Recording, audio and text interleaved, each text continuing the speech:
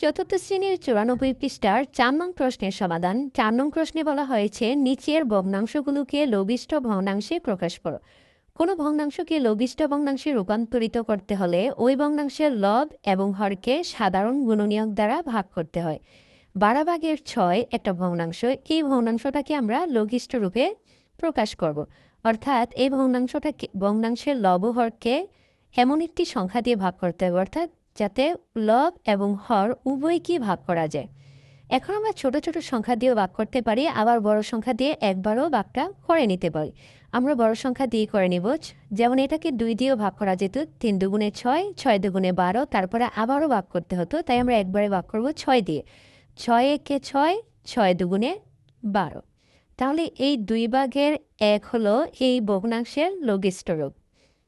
এবার আমরা ২১/৩ এই ভগ্নাংশটাকে লঘিষ্ঠ রূপে প্রকাশ করব। তাহলে এটাকে আমরা ৩ দিয়ে ভাগ করব। ৩ দিয়ে যদি ৩কে ভাগ করি, ৩ একে ৩, ৩ দিয়ে যদি ২১কে ভাগ করি, ৩ ৭-এ ২১, ৭/১ হচ্ছে এই ভগ্নাংশের লঘিষ্ঠ রূপ। এবার ৩৬/৯ এই ভগ্নাংশটাকে আমরা লঘিষ্ঠ আকারে প্রকাশ করব। ৩৬ এবং ৯ এটাকে আমরা কোন সংখ্যাটা দিয়ে ভাগ করতে পারি? ৯ দিয়ে ভাগ করতে পারি। ৯ দিয়ে ৯কেও ভাগ করা যাবে, 9 দিয়ে ৩৬কেও ভাগ করা যাবে। ৯ দিয়ে যদি ৯কে ভাগ করি, ৯ একে ৯, ৯ দিয়ে যদি ৩৬কে ভাগ করি, ৪ নং ৩৬, তাহলে কত হবে? ৪/১ হবে এই ভগ্নাংশের লঘিষ্ঠ রূপ। এবার ৪৮/১৬ এই ভগ্নাংশটাকে আমরা লঘিষ্ঠ রূপে প্রকাশ করব। এটাকে আমরা ১৬ দিয়ে ভাগ করে নেব। ১৬ দিয়ে যদি ১৬কে ভাগ করি, ১৬কে ১৬, ১৬ দিয়ে যদি ৪৮কে ভাগ করি, ৩ ১৬ ৪৮। এখন এই ৩/১ হচ্ছে এই ভগ্নাংশের লঘিষ্ঠ রূপ। এবার আমরা ১২/৮ এই ভগ্নাংশটাকে লঘিষ্ঠ আকারে প্রকাশ করব।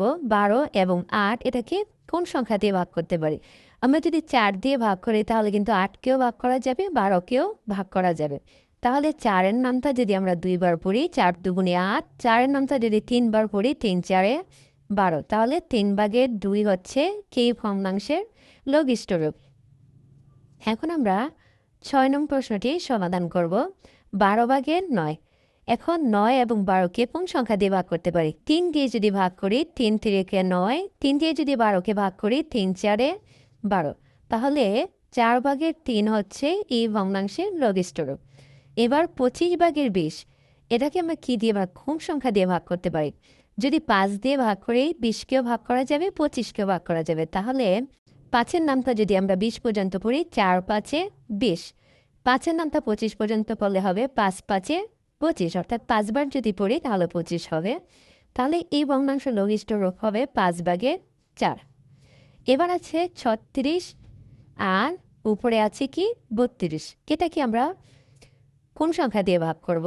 যদি আমরা ৪ দিয়ে ভাগ করি, তাহলে কিন্তু ৩২কে ভাগ করা যাচ্ছে ৪ ৮-এ ৩২ এবং ৩৬কেও ভাগ করা যাচ্ছে ৪ নং ৩৬। তাহলে আমরা ৪ দিয়ে ভাগ করি, ৪ ৮-এ ৩২, ৪ নং ৩৬। এখন কিন্তু এই সংখ্যা দুটাকে আর কোনো সংখ্যা দিয়ে ভাগ করা যাচ্ছে না, তাহলে এই ৯/৮ হচ্ছে এই ভগ্নাংশটার লঘিষ্ঠ রূপ।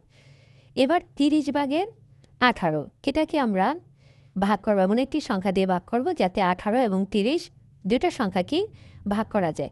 তাহলে আমরা ৬ দিয়ে ভাগ করতে পারি। ৬ দিয়ে যদি ১৮কে ভাগ করি, ৩ ৬ ১৮, ৬ দিয়ে যদি ৩০কে ভাগ করি, ৫ ৬ ৩০। তাহলে ৫/৩ হচ্ছে এই ভগ্নাংশের লঘিষ্ঠ রূপ। এবার আমরা ১৬ আর ২৮, অর্থাৎ ২৮/১৬কে এমন একটি সংখ্যা দিয়ে ভাগ করব যাতে ১৬কেও ভাগ করা যায়, ২৮কেও ভাগ করা যায়। তাহলে আমরা ৪ দিয়ে ভাগ করে দেখি। ৪ দিয়ে যদি ১৬কে ভাগ করি, ৪ ৪-এ ১৬, ৪ দিয়ে যদি ২৮কে ভাগ করি, ৪ ৭-এ ২৮। তাহলে ৭/৪ হচ্ছে এই ভগ্নাংশের লঘিষ্ঠ রূপ।